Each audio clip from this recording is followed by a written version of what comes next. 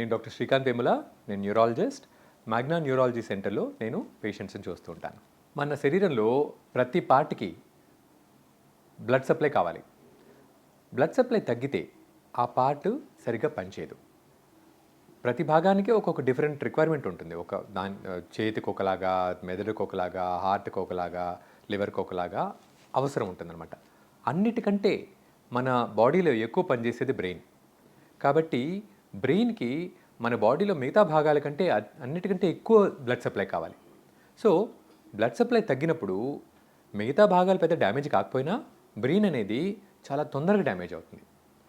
మెదడుకు వెళ్ళే blood vessels, రక్తనాళాల్లో ఎక్కడైనా బ్లాక్ వస్తే బ్లడ్ సప్లై తగ్గి ఏ పార్ట్కైతే ఆ బ్లడ్ వెజల్ వెళ్తుందో ఆ పార్ట్ డ్యామేజ్ అయ్యి దానికి తగ్గట్టు మన చెయ్యి కాలు పని చేయకపోవడము, మూతి వంకర పోవడము, చూపు సడన్గా కనబడకుండా ఉండడము, నడక సడన్గా తోలడము, ఇలాంటివి జరుగుతుంటాయి అన్నమాట. ఎప్పుడైనా ఇలా జరిగినప్పుడు సడన్గా వచ్చినప్పుడు మనం గుర్తుపడతాం, ఓహో ఇదేదో సడన్గా వచ్చింది, బ్రెయిన్కి బ్లడ్ సప్లై తగ్గినట్టుంది అని గుర్తుపడతాం. ఇది స్ట్రోక్. కొన్నిసార్లు ఇది వచ్చి రికవర్ అయిపోతుంది. దాన్ని TIA అంటాం, ట్రాన్సియంట్ ఇస్కిమిక్ అటాక్. అంటే వచ్చి ఆ బ్లడ్ క్లాట్ ఏదైతే రక్తనాళాల్లో క్లాట్ అయిందో అది కరిగిపోయి రికవర్ అయిపోతారు. ఆహా ఇంకేముంది, మనకు అంతా బాగైపోయింది, ఇంకా మనకి ఎవరికి చూపించుకోనక్కర్లేదు అనుకుంటారు. కానీ తప్పు. TIA వచ్చినా స్ట్రోక్ వచ్చే సూచన కాబట్టి మీరు వెంటనే డాక్టర్ని కలవడం బెటర్. స్ట్రోక్ వచ్చే అది వార్నింగ్ అనమాట. అది స్ట్రోక్. దీన్ని గుర్తుపట్టడం ఎలా? ఏదైనా మన చేసే పనుల్లో, మన బాడీ ఫంక్షన్స్లో సడన్గా తేడా వచ్చినప్పుడు స్ట్రోక్ అని గుర్తుపట్టాలి. మూతి వంకరపోవడం, చెయ్యి పనిచేయకపోవడం, మాట తేడాగా రావడం, మాట పడిపోవడం, మాట ముద్దగా రావడం, కాలు వీక్గా ఉండడం, నడక తేడా రావడం, బ్యాలెన్స్ తప్పిపోవడం, చూపు తగ్గిపోవడం, కాన్షియస్నెస్ తగ్గిపోవడం, ఇదేదైనా సరే సడన్గా వచ్చినప్పుడు, సడన్గా కానీ కొన్ని నిమిషాల్లో కానీ వచ్చినప్పుడు మనం గుర్తుపట్టాలి ఇది స్ట్రోక్ అని. ఎందుకు వస్తుందంటే బ్లడ్ సప్లై కట్ ఆఫ్ అయిపోయి వస్తుంది. ఏం చేయాలి? ఎంత తొందరగా మనం దీనికి ట్రీట్మెంట్ ఇస్తే రికవరీకి అంత అవకాశం ఉంటుందన్నమాట. అంటే మీరు డిలే చేసే కొద్దీ బ్రెయిన్ డ్యామేజ్ రికవర్ కాదు, మళ్ళీ రాదు వెనక్కి. కాబట్టి వెంటనే హాస్పిటల్కి వెళ్ళాలి. ఎందుకు? వెళ్ళిన తర్వాత వాళ్ళు స్కాన్ చేస్తారు. స్కాన్ చేసి స్ట్రోక్ ఉంది అని డిసైడ్ చేస్తారు. డిసైడ్ చేసిన తర్వాత ఎక్కడుందో, ఎంత పెద్దదిగా ఉందో, దాని మీద మన బాడీ మీద ఎంత ఇంపాక్ట్ ఉందో గమనించి దానికి ట్రీట్మెంట్ చేస్తారు. ట్రీట్మెంట్ ఎలా ఉంటుందంటే, ఈ రక్తపు గడ్డ ఏదైతే రక్తనాళంలో ఉండి బ్లాక్ అయిపోయిందో దాన్ని కరిగించడానికి IV మందులు ఇవ్వచ్చు, లేకపోతే ఒక క్యాథెటర్ వేసి దాన్ని తీసేసేయచ్చు. తీసినప్పుడు ఆ పార్ట్ పనిచేయడం మొదలుపెట్టే అవకాశం ఉంటుంది. ఇప్పుడు 3 నుంచి 4.5 గంటల లోపల తీసుకెళ్తే. తర్వాత తీసుకెళ్ళినా కొన్నిసార్లు రేర్గా మనకు ఛాన్స్ ఉంటుంది, కానీ ఆ ఛాన్స్ తగ్గిపోతూ ఉంటుంది టైం గడిచే కొద్దీ.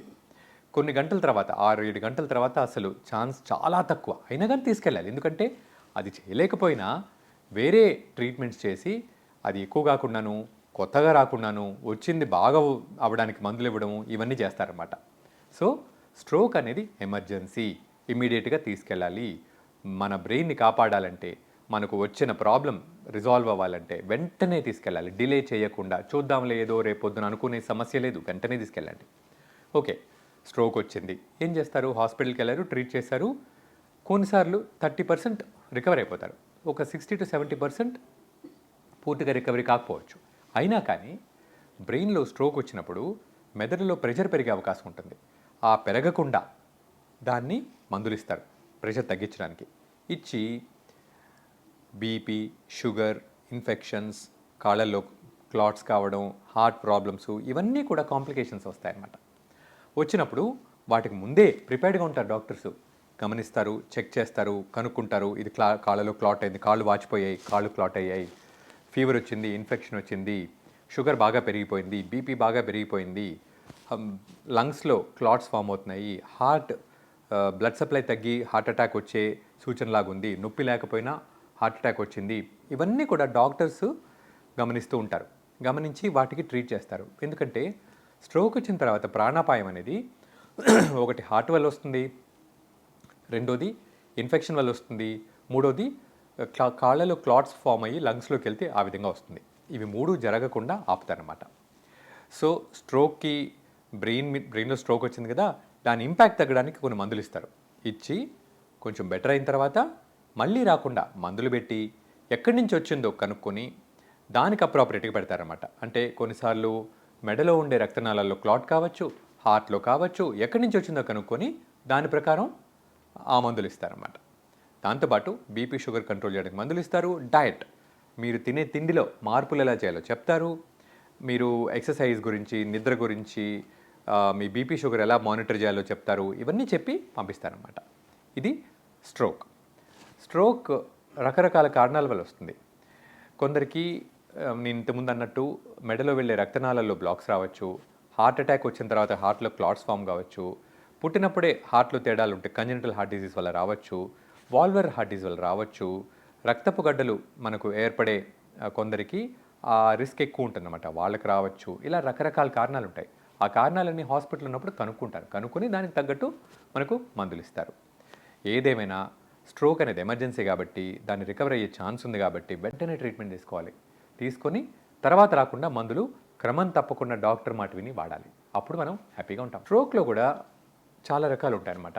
ఒకటి రక్తపు గడ్డలు రక్తనాళాల్లో ఫామ్ ఏర్పడే స్ట్రోక్ ఒకటి. ఇంకోటి బ్రెయిన్లో బ్లీడింగ్ అవుతుందన్నమాట. బీపీ ఉండే వాళ్ళకు ఆ బ్లడ్ వెజల్స్ కొంచెం ఫ్రెజైల్గా ఉంటాయి, అంటే కొంచెం పలచగా ఉంటాయి, బర్స్ట్ అవుతాయి. బర్స్ట్ అయ్యి బ్లీడింగ్ అవుతుంది బ్రెయిన్లో. బ్లీడింగ్ అయినప్పుడు ఎక్కడైతే బ్లీడింగ్ అవుతుందో బ్రెయిన్లో అది డ్యామేజ్ అవుతుంది. ఆ డ్యామేజ్ అయ్యి చెయ్యి కాలు పని చేయకపోవడం, మాట పడిపోవడం, ఇంతకుముందు అనుకున్నాం కదా, అలాంటి ప్రాబ్లమ్స్ మనం ఏర్పడతాయన్నమాట. సో ఒకసారి బ్లీడింగ్ అయిన తర్వాత బీపీ వల్ల అని కనుక్కుంటే దానికి తగ్గట్టు మనం మందులు ఇచ్చి మళ్ళీ మళ్ళీ బీపీ పెరగకుండా, ఈ ప్రాబ్లం రాకుండా కాపాడచ్చు. కానీ బీపీ పెరగడం వల్ల మాత్రమే కాదు బ్రెయిన్లో బ్లడ్ వెజల్ చిట్లేది. కొందరికి యాన్యూరిజమ్స్ అని ఉంటాయి. యాన్యూరిజమ్స్ అంటే రక్తనాళాల్లో కొంచెం స్వెల్లింగ్స్ లాగా ఉంటాయి, ఒక బెలూన్ లాగా ఉంటుంది. వీక్గా ఉండడం వల్ల, వాల్ వీక్గా ఉండడం వల్ల అవుతుంది, అది బర్స్ట్ అవుతుంది అనమాట. యాన్యూరిజం బర్స్టింగ్ వల్ల కూడా ప్రాణాపాయ పరిస్థితి వచ్చే బ్లీడింగ్ అవుతుంది బ్రెయిన్లో. అది కూడా ఎమర్జెన్సీ. వెంటనే దానికి యాంజియో చేసి ఆ బ్లడ్ వెజల్ స్వెల్లింగ్ ఎక్కడుందో కనుక్కొని దానికి తగ్గట్టు ఐదర్ లోపల కాయిలింగ్ చేయడం కానీ, లేకపోతే సర్జికల్గా క్లిప్పింగ్ చేయడం కానీ చేస్తారన్నమాట. అది సబరెక్నాయిడ్ హెమరేజ్ అంటారు, అన్యూరిజం వల్ల వస్తుంది. సో అది కూడా మనం వెంటనే ఎమర్జెన్సీకి తీసుకెళ్ళాలి. చాలామందికి అన్కాన్షియస్ అయిపోతారు, కొందరికి సడన్గా సివియర్గా తలనొప్పి వస్తుంది. అలా గుర్తుపడతాం మనం, ఓహో ఏదో ప్రాబ్లం ఉంది అని. తలనొప్పి భరించలేనంతగా సివియర్గా సడన్గా వచ్చిందనుకోండి, ఇది ఒక పాసిబిలిటీ ఉంటుంది. అలాంటప్పుడు మీరు వెంటనే హాస్పిటల్కి వెళ్ళిపోవడం చాలా మంచిది. ఇదే కాకుండా కొందరికి హార్ట్ రిథమ్ తేడాలు కూడా ఉంటాయన్నమాట. అంటే హార్ట్ కొట్టుకునే లయ తప్పిందనుకోండి, దానివల్ల కూడా హార్ట్లో కొన్ని భాగాల్లో క్లాట్స్ ఫామ్ అయ్యి అది కూడా మెదడుకు వెళ్ళి దానివల్ల కూడా స్ట్రోక్ వచ్చే అవకాశం ఉంటుంది. సో అప్పుడు హోల్టర్ మానిటరింగ్ అని చేస్తారు. హోల్టర్ మానిటరింగ్ అంటే హార్ట్ రిథమ్ ఎట్లయితే ఉందో ఏమైనా తప్పిందా అని హార్ట్కి లాంగ్ టర్మ్ ఈసీజీ లాగా చాలాసేపు ఆ ఈసీజీ రికార్డింగ్ అవుతుంది. కొన్నిసార్లు ఇంతకుముందు 24 అవర్స్ మాత్రమే చేసేవాళ్ళు, ఇప్పుడు 30 రోజుల వరకు చేస్తారు. దాంట్లో కూడా తేలకపోతే మనకు ఇంకా డౌట్ ఉంటే లోపల హార్ట్ లోపల ఎలక్ట్రోడ్ పెట్టి రికార్డ్ చేస్తారన్నమాట. సో ఇలా మనం కనుక్కొని ట్రీట్ చేయొచ్చు.